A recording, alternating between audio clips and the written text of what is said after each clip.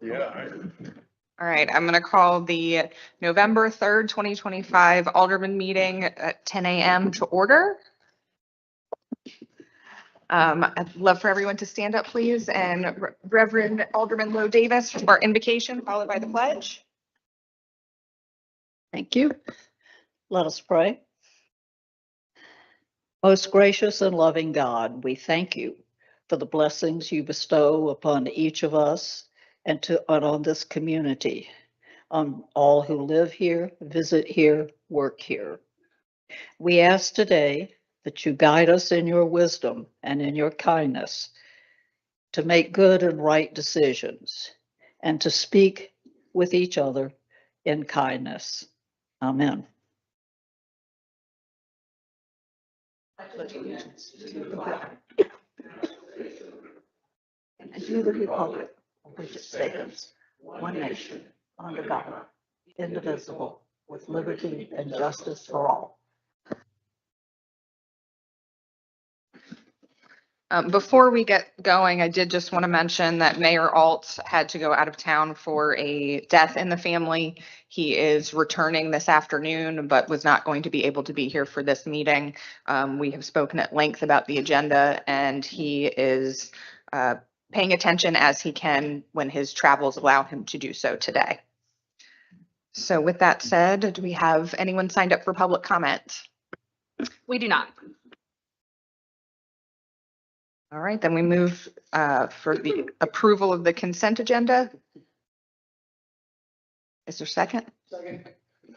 Any discussion? I'll just highlight a few of the items for everyone. So the first item is a sidewalk repair contract. So our ongoing yearly sidewalk repairs around town, which was budgeted in the current FY26 budget process, but this is just the contract to approve after the bids went out to do several sections around town in the next few months. The second item, which was also approved in the budget, is repairs to Indian Trail Meeting Hall. After a structural analysis, there were several repairs that were needed to be made to that structure. So that is that contract after the bid went out as well for that project. Specifically, where are those structural problems? I'll ask Tom Stanley to come up for that one. And let me just jump in here for a second because I forgot to read the ethics statement. If any members know of any conflict of interest or the appearance of a conflict of interest concerning matters on the agenda, please so state at this time. Hearing none. All right. Thank you. Good morning. So the structural repairs are going to be on the crawl space and floor structure. When you walk around the Indian Trail, there's some soft spots. During the structural assessment, there was a lot of termite damage and rot damage. So they're going to be replacing all the girders around. There's some brick and lintel damage in the back. They're going to fix on the back wall on the outside and place a new door. And also, since we're doing structural repairs to bring it up to meeting facility codes, we're increasing the floor strength to 100 pounds per square feet. Are the front steps, do they meet code? I am not the building inspector, but they met code when they were built. So unless you're going to change things, yes, they would have met code when they're done. And also the front deck is going to be repaired as well. We're sagging. How about the railings for those steps? They met code when they were built. No, I mean, are they going to be repaired? If there are damages once they lift up, I suspect that once they lift up the sagging front deck, the front portion out kind of got a sag. It's got a 2-inch sag in it. I suspect once they lift that up, there's going to be other things that need to be addressed. And I suspect the same thing underneath. Once they start tearing things apart, I suspect them finding other things as well. I mean, that's what happens when you start working on old buildings. Thank you. The third item is the community building deck out here, which was also budgeted this year. It's in need of repair. So the company will be replacing the deck that exists out there, similar to how it is now. So it'll be a new, nice deck outside the community building. The next item is a resolution from the board from our Bonnets Creek flood reduction grant that we're applying for. They just need the board to sign off on that and designate myself and Tom Z as the authorized officials for that project. So we're hopeful that once all that concludes, we'll have some good grant money to continue our stormwater mitigation process around town.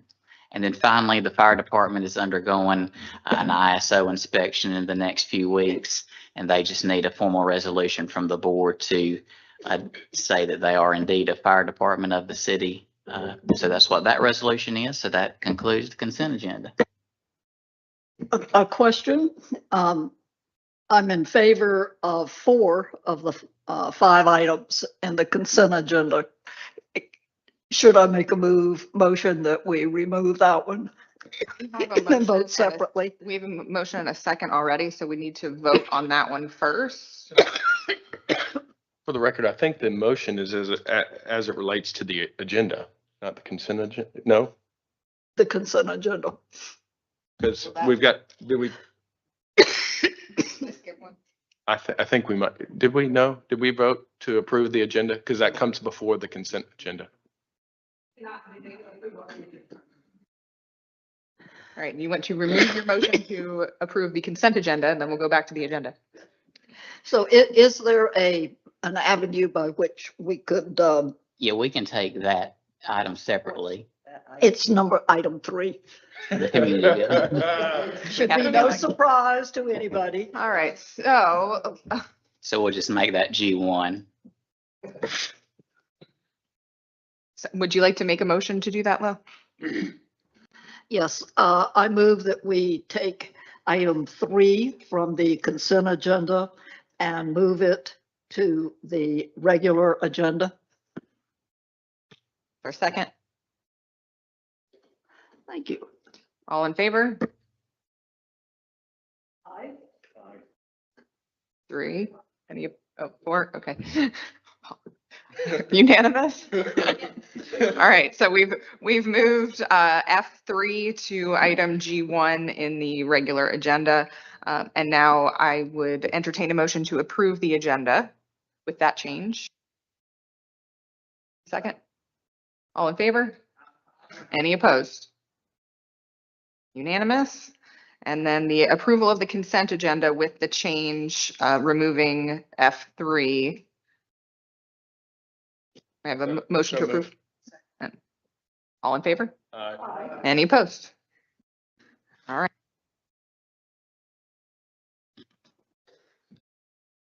All right, so now on to the agenda. So we're going to do the community building deck replacement contract.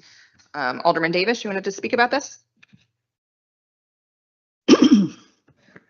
I've been opposed to this consistently because I think that we should at least give it a try to not have a deck and have grass instead, and for weddings and other events where there is, in effect, a procession from the building steps out to the deck. That can be taken care of with a red carpet. This is very commonplace at other wedding venues outside. And we can save $55,000 by doing that. And it's environmentally better. I would just point out, I don't know that we'd save 55 because we're still doing a portion of the work to tear out and then put back grass and probably irrigation. And irrigation, in theory, could be more expensive than decking going back in. Yeah, I mean, but we don't save 55. Let's say we save 25.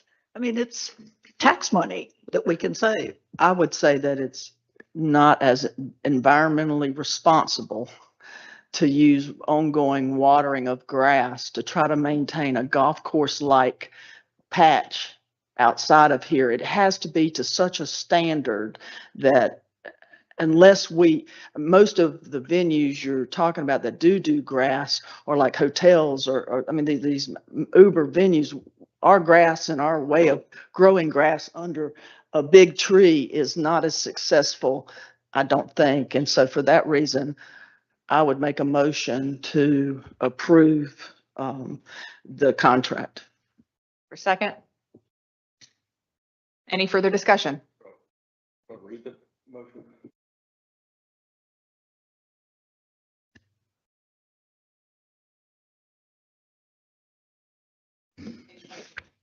Hang on. Let me. I'll read the motion. Karen Mosteller moves that the Board of Aldermen approve the contract with Millennium Contractors, Inc. for the replacement of the community building deck in an amount not to exceed $55,000 as recommended by staff, and authorize the execution of all necessary documents to proceed with the project. Thank you. And Frank seconded already. Any further discussion? All in favor? Any opposed? It passes. All right, moving on to shoreline stabilization project task order number 6. Mr. Jarvis, are you joining us here? Thank you. Good morning. As we're all aware, the Cape Fear River shoreline within the city of Southport is undergoing increasing erosion as time progresses. This is primarily due to the effects of wave action generated by wind from storms, boat and ship traffic, and the effects of an ongoing sea level increase. The city's engineering consultants, Olson Associates, they're now Foth Olson. They were purchased about a year and a half ago by another firm, has been providing services to the city in the design, permitting, and construction of shoreline protection elements. To date, they've provided comprehensive topographic and cultural resource surveys. They've assisted with easement acquisition and advanced the project design. Permit applications for phases 1 and 2 of the project have been submitted and are now under review by CAMA and other state and federal agencies. The consultant is currently preparing final design and bidding documents for phase 1 of the project, which you could probably see on your handout. It's basically a installation of a rock revetment from the vicinity of Atlantic Avenue to the area near the Riverside Motel. And Olson Associates recently prepared their proposal for task order 6 for the next phase of the work on the project, which is shown on your handout as phase 2. We're here seeking authorization to approve that task order. Olson's proposed work efforts for this phase of the work will be updating the topographic survey, developing final design, and preparing bid documents for, again, the phase 2 portion of the project. And they'll be providing bid phase services under this task. As I mentioned, the permit applications for phases 1 and 2 are being reviewed by state and federal agencies. We anticipate permit approvals by spring of 2026. And ideally, we could see approvals earlier if all goes well within the review process. And we really don't have any indications that those reviews will be held up by any outstanding issues. They were accepted. The applications were accepted, and there were very little questions prior to that acceptance. So we're somewhat optimistic that we can get our reviews early next year.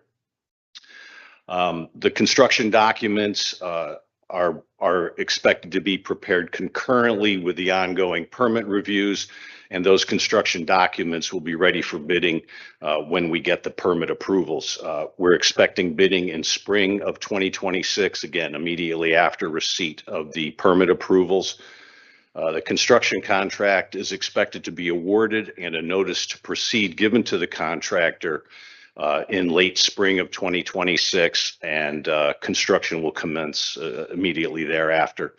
We're expecting right now about a 4-month construction duration, so we should see the project complete within the latter part of 2026. With that, I will entertain any questions you may have. What's the deadline for getting things going? We have a funding deadline of June 30, 2026. And it's my understanding that the project construction doesn't need to be completed by that date, but the funding has to be encumbered, which means we'll have to have awarded a contract to a contractor by that date. And based on the scheduling that we've been given by the consultant and again, the feedback we're getting from the reviews, we don't expect that to be an issue. You're welcome. Could I ask, do you have a breakdown for the spending of the 5 million? Do we know how much we've spent? So I can get you that. We have not spent very much. The majority, which I think was around 40,000, has been, initial consultant work, the legal work for the easements, et cetera. So we're not going to spend a big portion of that till we get into the actual construction and award phase. So I can get you all that definite breakdown, but we have not. Because I just want to make sure we don't leave any money on the table Right. for, do we anticipate that we will be able to obligate the whole 5 million? Our initial estimates that, the most recent estimates that we were given by the consultant, and that's probably earlier this year, indicated that that 5 million would be spent. And what we'll do in the construction contract is put a series of what's called add alternates in the contract. And it's our intent that we spend the entire 5 million. If the costs exceed the 5 million, we'll be able to deduct one of the add alternates so that we are pretty sure that we'll spend that. And typically for projects of this magnitude, we would expect to see consultant fees in the vicinity of 10%. Sure. So we'll see that number that Noah mentioned, that will climb a little bit with the final design and construction oversight. Mr. Jarb, You go, and then I'll. as seen here, this doesn't quite go to Atlantic. So is this an accurate depiction of what we're expecting? It looks like it goes to the private property there on Moore Street, at least that phase 1. Is that? Yeah, that's correct. Okay. The phase 1, yeah. Just beyond here, right? Yes, that's correct. That's and correct. Then, so they're going to do something in addition to the revetment we've already done, the emergency stuff that we did, or I don't know that it was emergency, but the stuff we did. That's correct. They're going to reinforce the revetment that's along Bay Street here. They're going to add revetment along the bulkhead near the park and the restaurant and the motel. And then the remainder, the beach reestablishment and the offshore breakwaters, will occur down toward the other end of the project. And, excuse me, we absolutely, definitely, pinky swear, have all the easements, right? Yes. Okay. So is that legally binding, what I just said? But yes. I had a question because in your notes, it talks about spring of 26 and early summer of 26. Summer actually starts June 20th. So I'm a little concerned with these references only because if we could, March, so you have like 60 days, if you somehow you back it up, that the goal, so you have 60 days to scramble at the very least. Well, at the end of the conversation. The reason there is somewhat of a vagary in the specific dates is entirely based on the approvals from the permitting. Again, everything is expected to go through. We have them in for review. There's a 75-day time frame. We should have those approvals within plenty of time. I think that might have been a little pessimistic rather than optimistic when I originally wrote that, but we would anticipate awarding the contract and having that done by the 1st of June, let's say, at the latest. So Still, I know, I hear you. Is there any way, sometimes, I don't know with the particular permitting agencies, but sometimes you can pay an extra fee or something for expediting. I don't know if that's something that. I have a list here, and there's about 15 various permitting entities that this is going to go through. So no, there's just too many of them, but I do understand what you're saying. So we've also tried to get our representatives involved to see if they can put pressure at the state level for those agencies certainly the federal agencies in the shutdown now, that could provide a delay depending on how long that lasts. So, I mean, it's been, due to prior administration's delays here, this is the situation we're in to get to the last minute.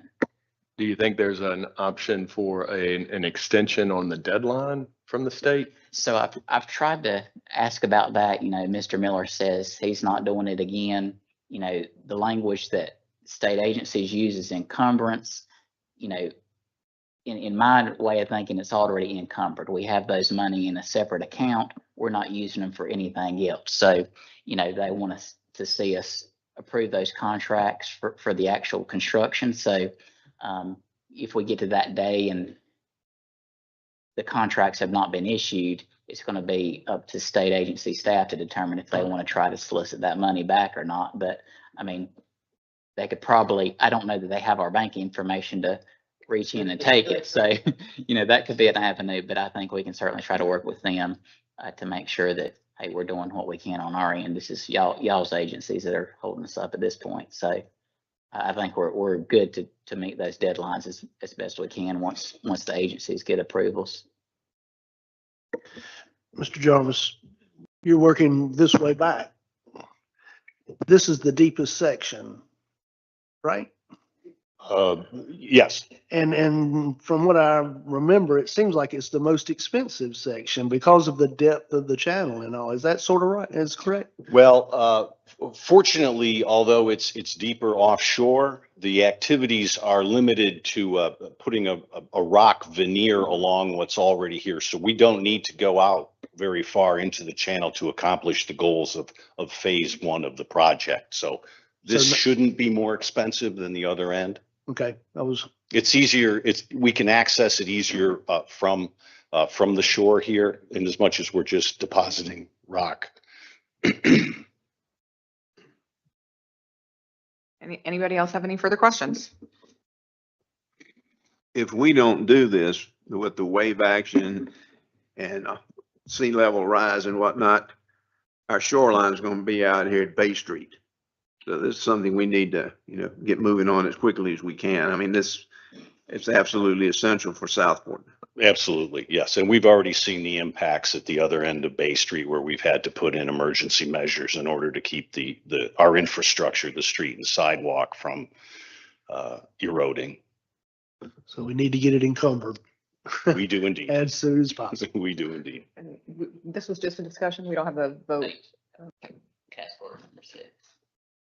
Right. Would someone like to make a motion for task order number 6?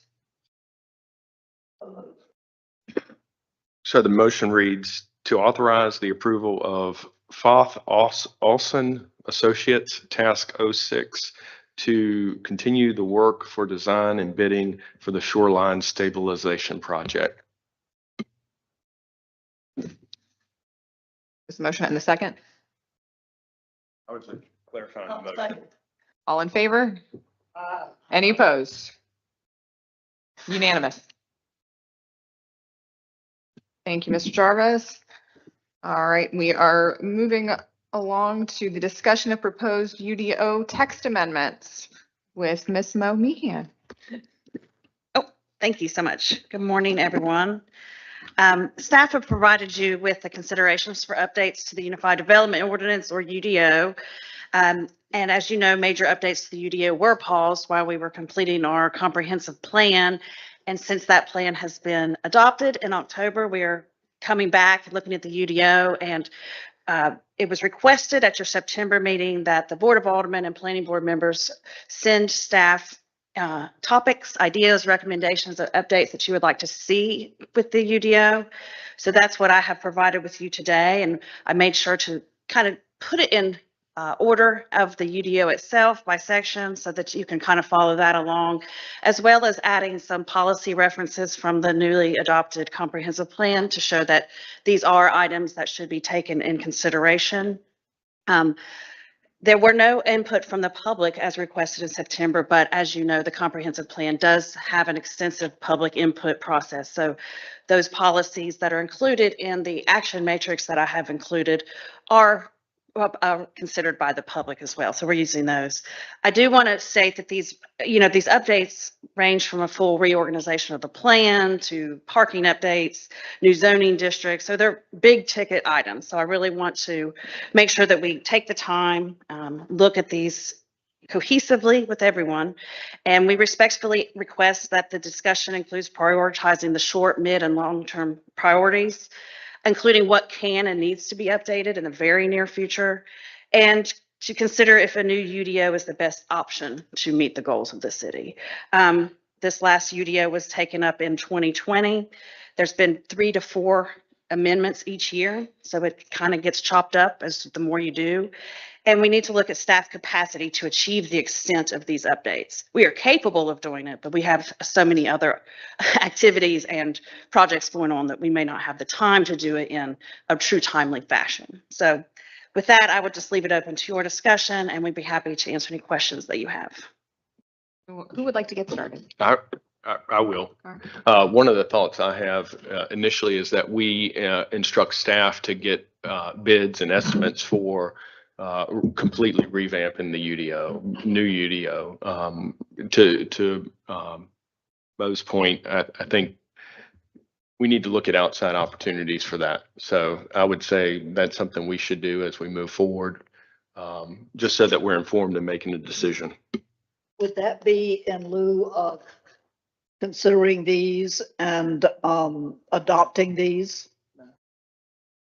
Yeah, I mean, I because don't- some of this stuff I think we need to move on with pretty quick. I agree that we move forward with these right now.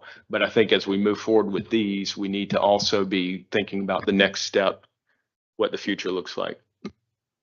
And I'll say in 2020, that update was, we hired the COG, the Cape Fear Council of Governments, to work on that. And they led that conversation working with the planning board. So that's typical of how we've done it in the past. And it took a year and a half almost. Well, because it has to be so well thought out, it is a time consuming, to Mark's point, Alderman Spencer's point, is a time consuming process. I do have some questions about some of this. Do you? Okay.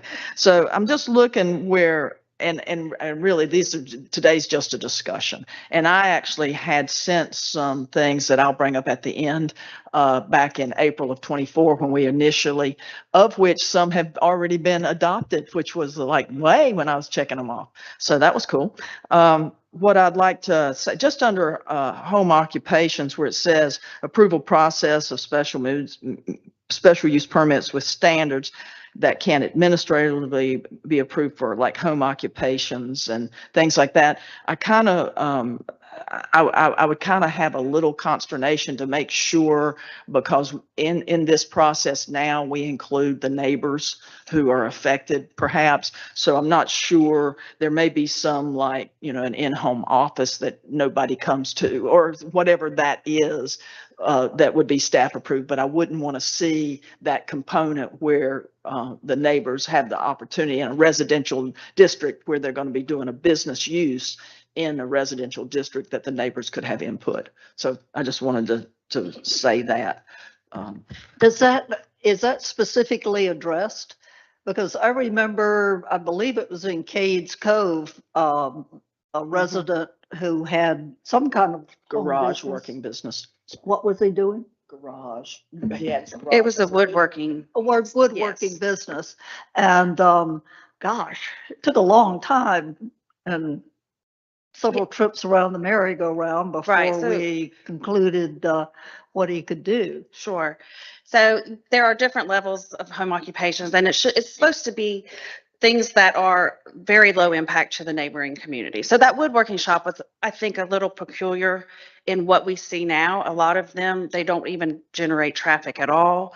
So having have someone come in for a special use permit with the money and the advertising and things, sometimes that's not really necessary. So just to increase the speed of someone being able to operate their business, that I think we could add some standards in there, like I said, to look at those. Do we want to go ahead and, notify the neighbors so they can have a comment period prior to this being done administratively? That's not a problem. Yeah. I had a bakery. That work for the comment period? I mean, so they come to you for a permit and then at a Alderman meeting, there's a public comment on it or what? No, ma'am, it would be, comments would be submitted to staff. And then if there were some, I think if there were some conflicts or some issues that were needed to be brought up, we could say it could trigger a special use permit to go to the Board of Adjustment. So we haven't gone through and thought these through specifically. These are just thoughts that have come up with discussions in the last several years. Would it be posted on the property for the adjacent owners to see? How would the adjacent owners be notified if we do that? I know previously I had a home bakery that went in next door to my home. It was posted on their property prior to, and now I just have to smell that delicious. Right. All the time. Yes, so by statute, we have to post the property for a special use permit to go application process. There's like, it can be several different ways. I mean, I anticipate looking at kind of the way CAMA does their riparian owners, that you just notify the owners by mail, certified mail, showing that you presented this idea to them. Then we make sure that we get that. And if there's any comments, we are able to take those into consideration at the time of decision. Alderman Kelly, was that the cookie baker? Yes, it was.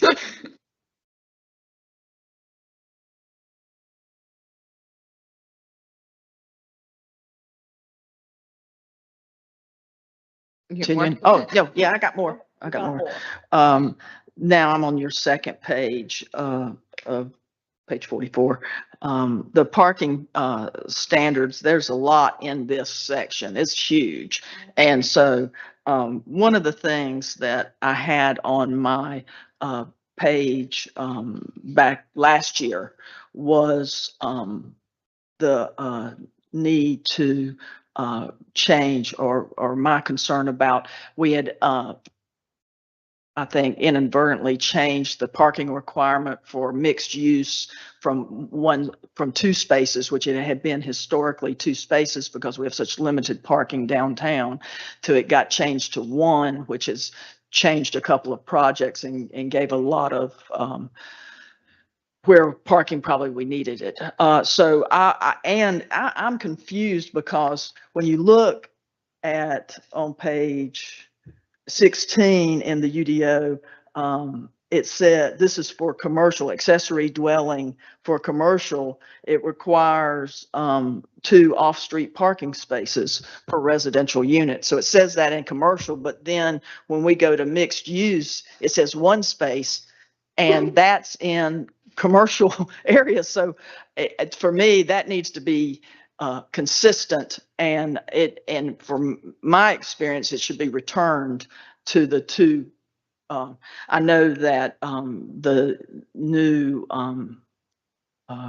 comprehensive plan is in favor of trying to reduce parkings and things like that, but we're already challenged in a lot of ways downtown. So I think, they're looking at, I think they, in a bigger urban market, that might be a different conversation, but I would just like that to be considered. Did you include the fact that we would be going from 2 to 1 in residential accessory buildings, accessory dwelling? No, I didn't. You But can. It's in here that we would change that. I think we really need to look at that too. Well, I think the difference between a commercial ADU and a residential ADU is you're essentially going to have a family member or someone that is helping with your family on site. So you're going to have your 2 parking spaces required for your single family home and then 1 extra. So at this point, we aren't able to rent out that space, and it has to be someone that is living Related. as part of the family that is using that. So I think that's a little bit of a different situation, because it may not be a situation where you have a couple with 2 cars, but I mean, certainly we can look at that. The thing I think is interesting is that it's tied to just that residential unit. So if you had a 4-bedroom short-term vacation rental in the commercial district and you only have a requirement for one car, but it should be I mean, I don't know if we can base it on bedrooms, but it just makes sense that you would have something that was more in keeping with the number of bedrooms, because you could have a six, I mean, hell, No, now the mixed use cannot be, it Well, has mixed use standards. could be if it's, if it is within the BD or CBD zoning district, yes, could be rented out.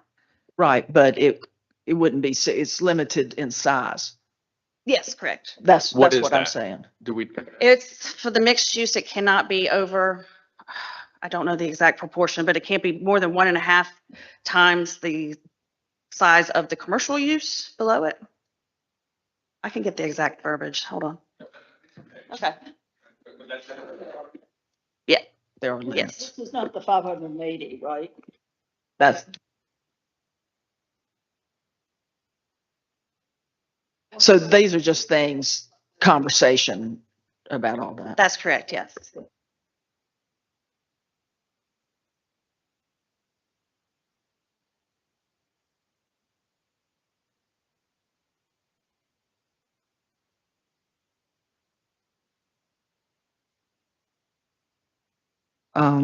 One of the other things, now I'm on page 46 in the agenda, where it says accessory structures, and then, for, residential, one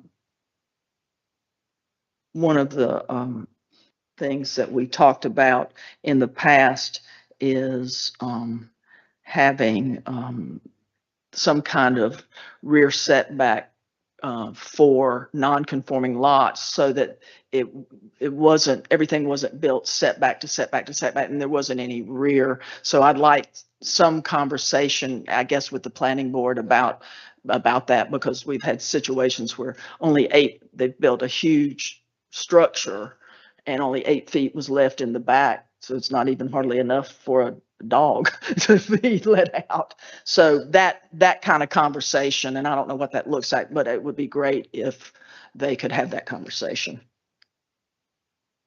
We talk about accessory structures and we also talk about accessory dwellings.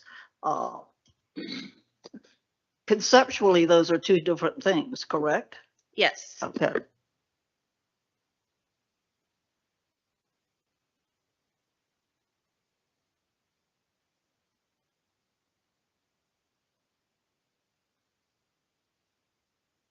Under homestay, I did notice that, oh, I'm sorry, 48 in our agenda. It's G2B. I just FYI, it says full-time resident again, after however, near the end sentence, second to the last, and I think you were changing all those. So that's just housekeeping. Thank you. Do we have any idea how many of those there are? I do. I don't have it off the top of my head, but I can get you those numbers. Absolutely. Yes. I don't have the exact number. I would say for homestays, it's a smaller number than short-term rentals themselves as full homes. For a homestay, I would say there's probably half a dozen. So that's someone that's renting out their room of their home and they're living there as well. Another thing that affiliated with this idea of setbacks is also, right now, I think overhangs are not included in setbacks. You allow overhangs to go into setbacks. And I think that needs to be looked at. I think that's problematic, especially in non-conforming lots where you might have a 4-foot side setback and you have a 2-foot overhang with a gable roof shooting water off onto your neighbor's property. So I think that where I've lived before, overhangs were included in setbacks. So I think that's problematic for the planning board to think And when about. we had an applicant propose an amendment to the setback encroachments last 2 years ago. And that changed the structures themselves. So like the HVACs can go halfway in, but we did reduce the eaves to 18 inches into it. But we can absolutely look at including that as part of the setback, absolutely. Because in a Florence storm, I'm just saying, okay. My next one was under the mobile vendor, which is on page 48. it says a signed letter from between the property owner and the business owner. Does it need to be something there? I think your intent, if I'm remembering right, was to every time there was a new property owner that it was going to be operating, that letter, there was another letter. I think this doesn't sound like, it sounds like once a year you do it. So I don't know if there's some kind of conversation to be had that makes it clearer that each place or something. You know what I'm saying? Yes. Thanks. Okay, I understand what the foundational thinking on that one is, but I have a question. 4th of July. A food truck right in front of somebody's house. Do they have to get a permit or a letter of, okay from the homeowner? Not for city sanctioned events, no. They still need to get a permit to make sure that they following the state requirements and they get their fire marshal approval. But if it's a city event like the food truck rodeo or the 4th of July, then no, they do not, because we know that this is this concession area that they will be operating. I think the caveat to that would be if a private person decided they wanted a food truck in front of their home during the 4th of July festival dates, it does not fall under the 4th of July festival, and they would then need to go do the permitting process for that. Yes.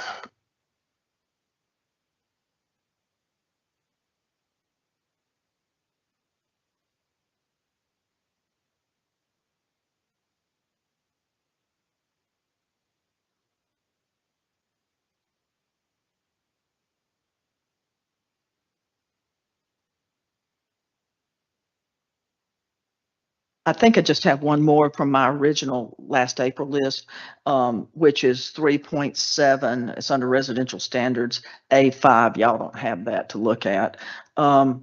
It's just a clarification. The way it reads, it says multifamily residential structures shall be controlled by maximum height, maximum number of dwelling units, maximum floor area ratio, the maximum open space ratio. And I think that maximum is meant to be minimum, because then when you detail them A, B, C, and D, it says minimum open, but I don't think we have a maximum open space required. So that's just, I don't know if that's a typo or how you could call that, but they're in conflict, and I think minimum is the right word. Yes, and I remember that one. So we've got that one on. No worries. And then I actually have one about the swimming pools.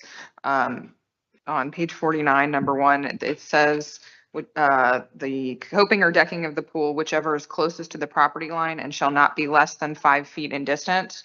So it's got to be less than 5 feet from the property line. It can't be more than 5 feet from the It property. can be, 5 is the minimum. So it can be 10 feet from the property line, no problem. It's just saying that coping cannot be less than 5 feet from the property line. Okay, so it must be at least 5 feet. That sounds really confusing. We can work Can we on just that. work on that a little bit? Sure, Thank you. absolutely.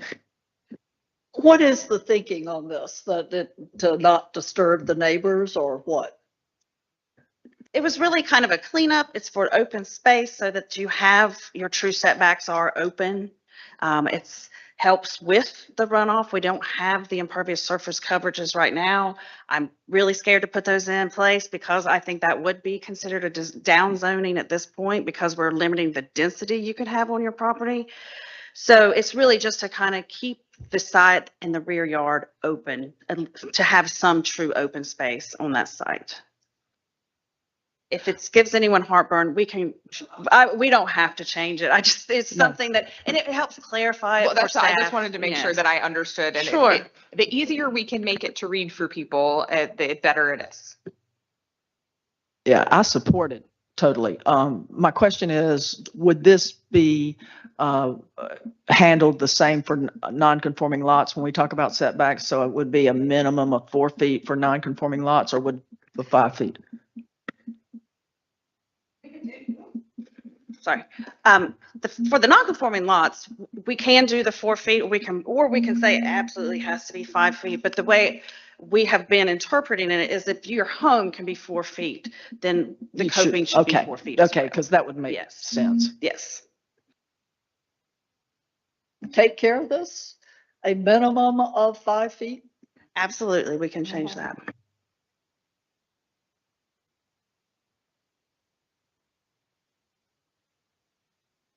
Anything else?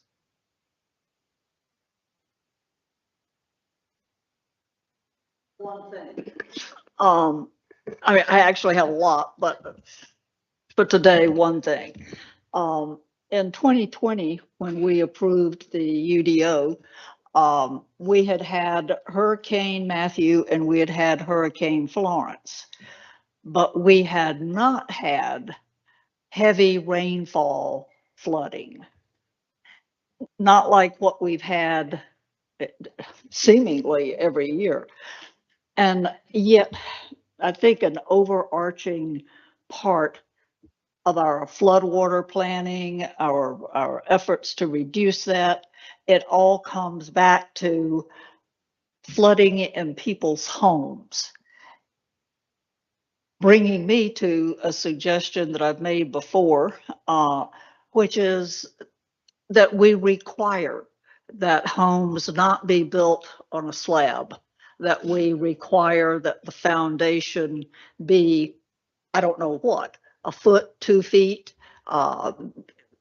maybe even what we have as a minimum in the flood zone, because now it seems like all of Southport is a flood zone at some point. So I realized that if we did that, it would raise the cost of homes. But you know, people who are not in the official flood zone don't have flood insurance necessarily. And boy, when your home floods, the cost, the added cost of having bought a home with a high found, or at least a some height to the foundation, that's nothing compared to what you have to do to repair your home and replace your furniture and goods. So I would really like for us to think about what to do about new homes. We're going to have a lot of new homes here. And putting them on a slab, I think, is like putting out a welcome sign for flooding. Wouldn't that be handled by the flood zone that you happen to be in, whether it's AE or X or whatever it happens to be? Say that last sentence again. Right now, if you're in an X flood zone or an AE flood zone, that determines how high you have to be. Wouldn't that cover that? Except that not much of, I mean, much of the flooding that we've had here, let's say Stewart Park,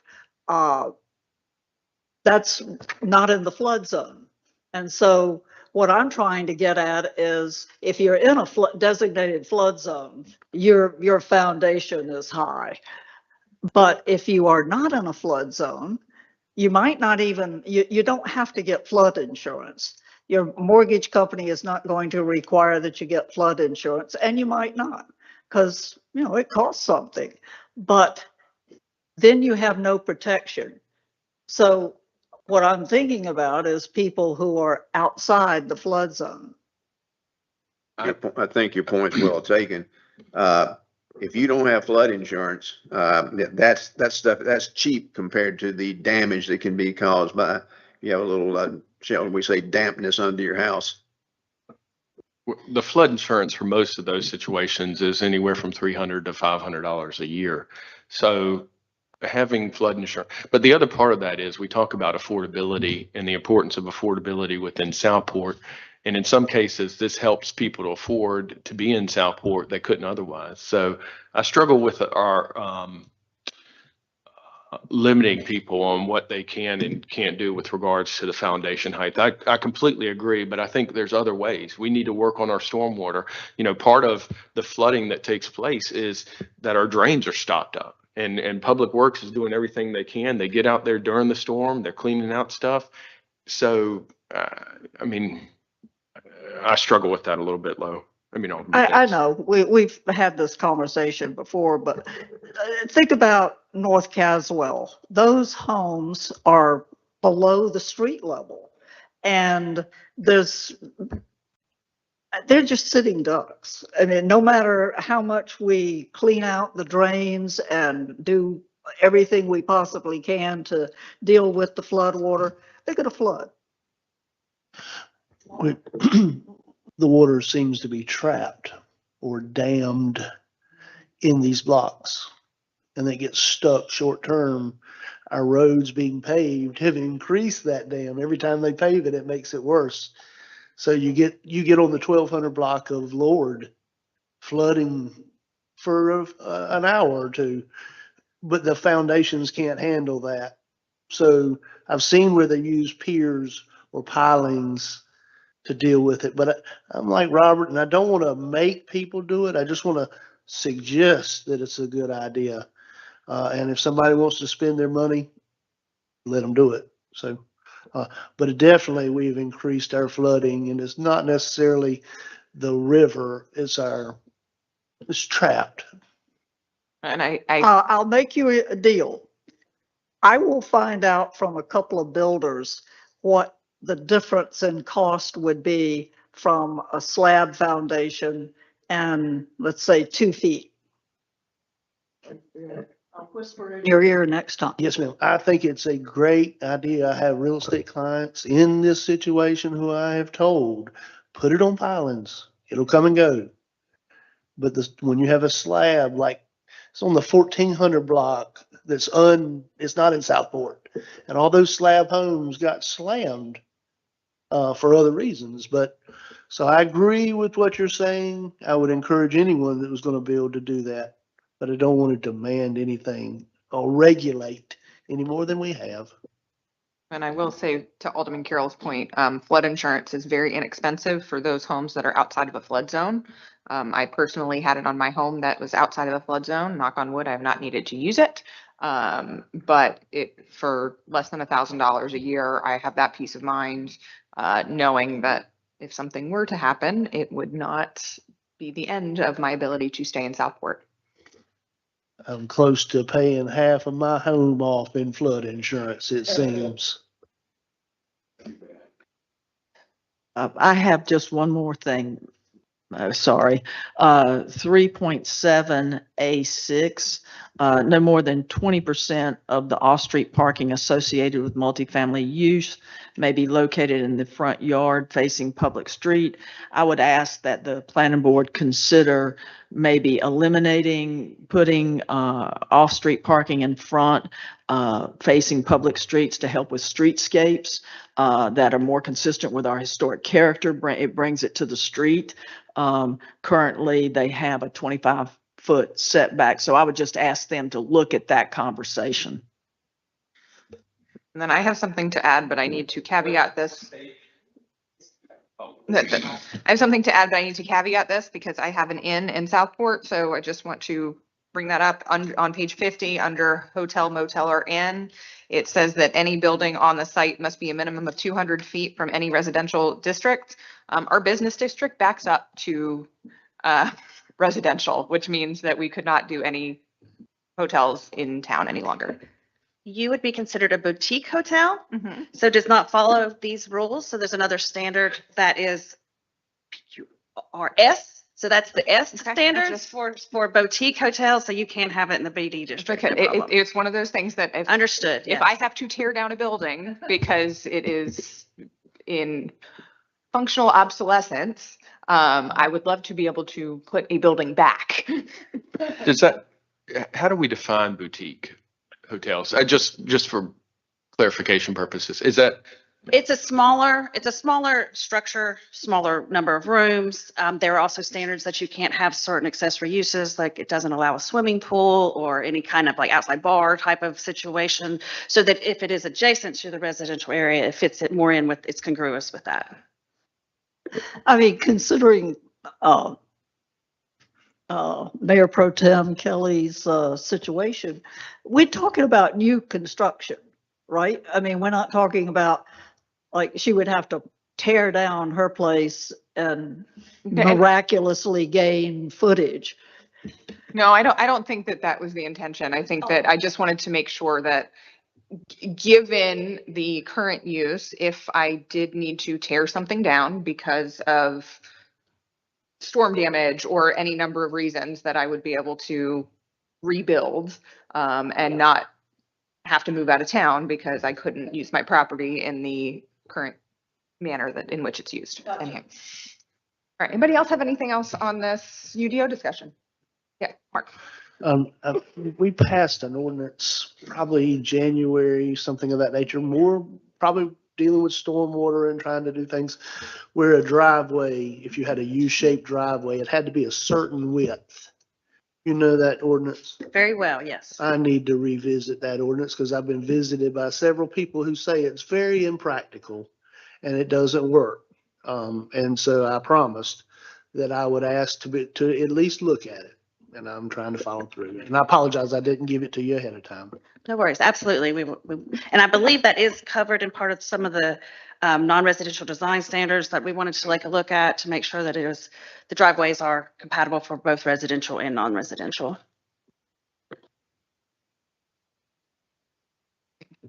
Alderman Carroll, back to kind of how you started this discussion. Are there parts of this that you see us moving forward with right now and parts of it that you would like to look at? I mean, Alderman Carroll mentioned at the beginning that you wanted to look at possibly having a consultant on some of it. No, I think the planning board can deal with all the things that we're talking about. I think I'm surmising, not speaking for Mo, but I think she's looking at the bigger ticket items of maybe reformatting how it is and making it more user friendly, all of those. And then any kind of consistency. I really like the idea of comparing it with our code of ordinances. Many of our code of ordinances were written in 84. So I think, but that's all with a consultant. I think all of these are things we want to take as soon as possible. Conversation. No, we're just sending it to the planning board. That's for their discussion. Have you had the Board of Adjustment look at any of this? Because some of this is in their belly. I have not, but they are very good about providing us input when variances come through or special use permits come through. They're very good about stating that an ordinance is hard to interpret or read, and they want to make it, more user friendly. So we have made a few updates for language itself to help clarify for users of the UDO. I would love anyone that has any input on these to take a look and give us some feedback. I'm happy to take any of that.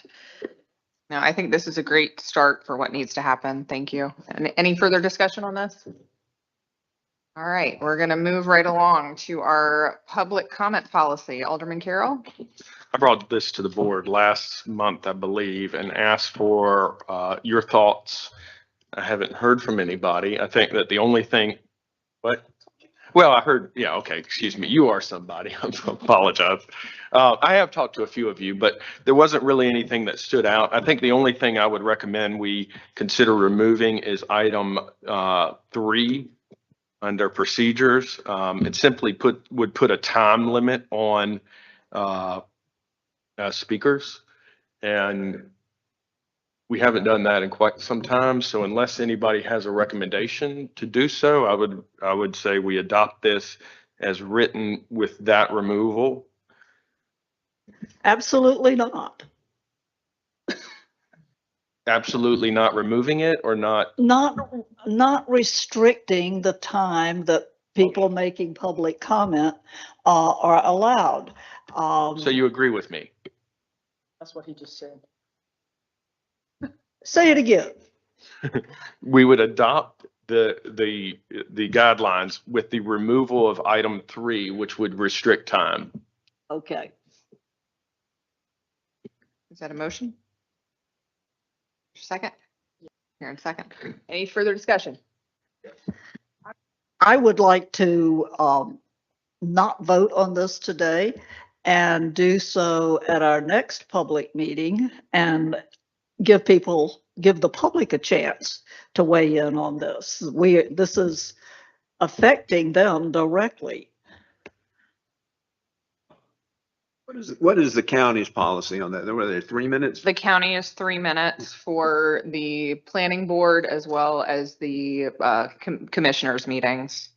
And I believe that this, the county now has at the planning board meetings, they have a little lighted, looks like a little mini stoplight that goes the different colors, yellow, red, green, and then, green, yellow, red. And then during the commissioners meetings, they actually have on an overhead a 3-minute, YouTube short that goes from green, yellow to red during that time. So it allows for the speaker to know how much time they have.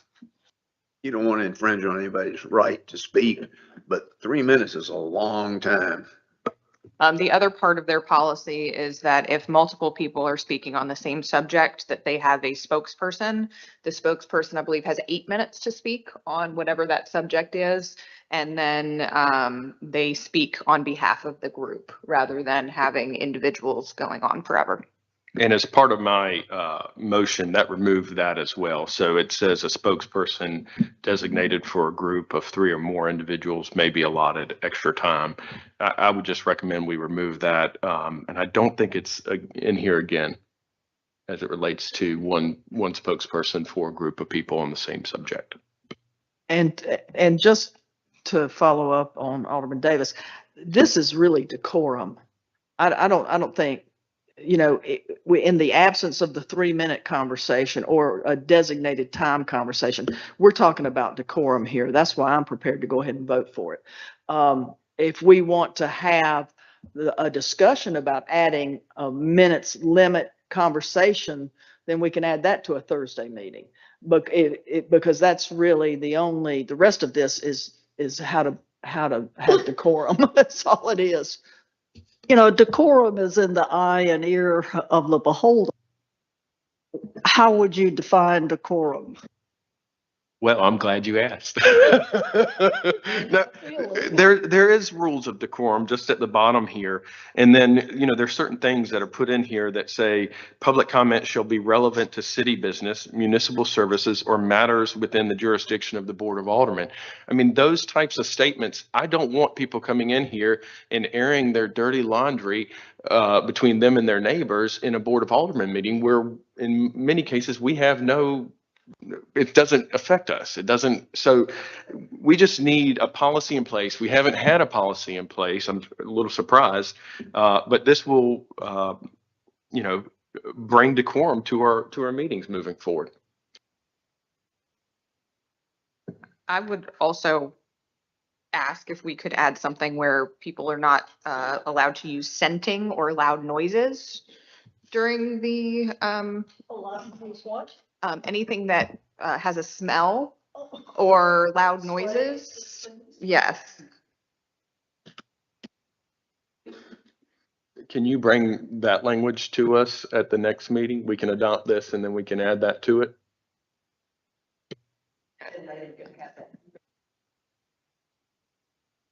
I would feel comfortable with that. All right. Would someone like to make a motion with the? All right. All in favor? Any opposed? What was the motion? The motion is to adopt the policy as written with the removal of item 3, and I'll read item 3. It says each speaker will be allocated a certain number of minutes. A spokesperson designated for a group of 3 or more individuals may be allotted up to X number of minutes. The mayor or presiding officer may adjust these times depending on the number of speakers and the agenda. Okay.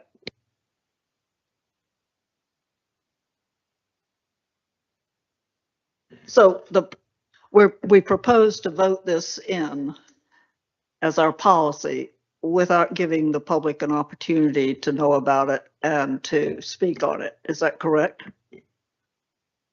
I think we had public comment today. It's been on the agenda and no one showed up for it. And certainly we've got 2 items, one that I just suggested, as well as possibly the time allocation that we've asked to come back to another meeting. So I think that I think the public notice has been made for this, and this is more of a decorum discussion than a limiting discussion at this point. As an example for the public, item 1, public comment period shall be scheduled at every regular meeting of the Board of Aldermen. I don't think anybody's going to object to that, right? No. Item 2, persons wishing to speak must sign up. We already do that, right? In advance of the meeting. So I don't know how these contradict what we're already doing. It just puts it into a policy. Is there an urgency to do it today instead of next Thursday? We have got to do the people's business. Like, let's keep moving. Government runs slow enough. So we have already we've already voted. Let's redo the vote since do you now understand what we're voting for, Alderman Davis? I do, and I did not realize we were actually voting. I had missed or misheard that, and therefore, if we're voting, then my vote is no.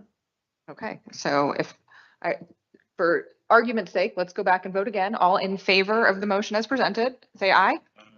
Any opposed? Nay. All right. Madam Clerk, you got that. Thank you. Moving on for our manager's reports. Thank you. Just a few things this morning. I think we all, board members and public, had great events this past weekend down in the yacht basin around the city. I really enjoyed attending the Wooden Boat Show and the holidays at Southport Baptist. It was great events this past weekend around town. As has already been mentioned, Public Works, want to give them a shout out for making progress on our stormwater system, all that we can as staff. We've discovered several stormwater drains that were covered up and filled, and they have since removed the coverings of dirt from those on West St. George Street, West Owen Street, made drain improvements on West Leonard Street. So I want to give them a shout out for all their hard work as we look forward to more projects in the new year, as well as grants we're applying for to move along those bigger projects. So just want to give them that shout out and appreciate their hard work. So that's all I had this morning. Thank you. All right, and then we'll do board comments. Karen, would you like to start down? Alderman Davis? I received a message from the chairman of the Parks and Recreation Committee asking me to be sure to let everybody know about some things coming up, including yoga. And by golly, I can't find it. But our Parks and Recreation Director is here. Would you be willing to mention these things? Why, yes, she would. And I apologize, Heather. Yes, actually yoga started today. We're doing it Monday, Wednesday, and Friday. I think it's 7:30 to 8:30 on Mondays, and Wednesday 8:30 to 9:30, and then 9:30 to 10:30, and Fridays the same schedule. But it is on our website, and Cheyenne has blasted it out on every part of our social media. So it is at the JC building. That is our new program. And then November, we've got all of our Thanksgiving programs, senior luncheons, and we do Maureen, otherwise known as Cookie. She hand cooks a meal for them, homemade, and they bring the sides, of course. And that will be next Wednesday at the senior building. And, our after school going strong. And then we have, camp for them when they're out of school this month at our office. So, and then we're gearing up for Christmas. So, thank you. Alderman Carroll? Yeah, it was great seeing the number of staff out this weekend at our events. This was Noah's first Wooden Boat Show, and I was very proud to see him out there representing our community well. And then this morning, I believe it was Public Works was out there getting the barricades up nice and early. So I appreciate all of the effort that goes into these festivals. Spencer? Alderman Lee? Just saying that this was a great weekend, a lot of stuff going on. Wooden Boat Show is always a treat. One of my neighbors built a wooden boat in his garage, and it was a treat watching him get it out down there. I had the pleasure of participating in the Steed Bonnet Regatta this weekend. So that was, it's always a fun time. We didn't have a ton of wind when we got out there, but it did start to pick up a little bit later in the day. Attended the fire department's trunk or treat with my children. That was a wonderful event as always, and I thank them for putting that on. And the Wooden Boat Show, the Holly Days, and the Jack Heidelberg Foundation boat pull was another great event this weekend. So we had lots and lots going on. I appreciate the entire staff being everywhere, all over the place. We had so much going on in town, and I think it went pretty well overall. And then just want to mention again for those that missed the beginning of the meeting, the mayor had a death in the family. It is out of state. Sending prayers to his family for that. He is actively on the way back and should be back this afternoon for all of the things that are coming up as well. And then there are no further comments from us. We're going to go into closed session for a personnel issue, and we will be back out after that. So all in favor? Aye. Any opposed?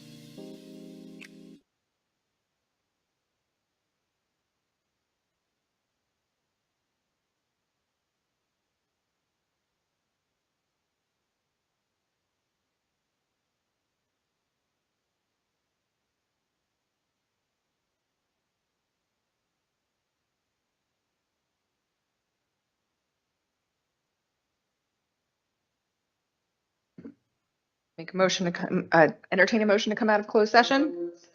Yeah. Any discussion? All in favor? Aye. Any opposed? Oh. Is there a second? All in favor? Aye. Any opposed? All right, we're adjourned. Thank you.